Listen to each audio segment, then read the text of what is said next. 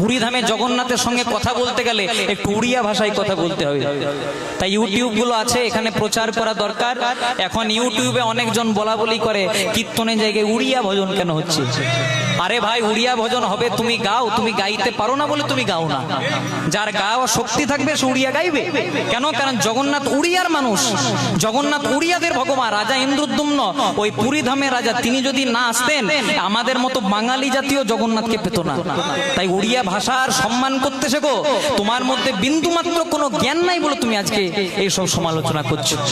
এইসব নিয়ে সমালোচনা না করে অন্তত নিজের বুদ্ধি বিবেককে বাড়িয়ে একটু নিজেকে একটু উঁচু জায়গায় করে নিম্ন মনের পরিচয় না দিয়ে সবাই মিলে গাইব। মতে করি দে রে নন্দলালা পুরী ধামের কে দড়বালা হইব। ও মতি করি রে, মতি করি রে, ও মতি করি দে রে নন্দলালা পুরী ধামের কেন্দ্রবালা।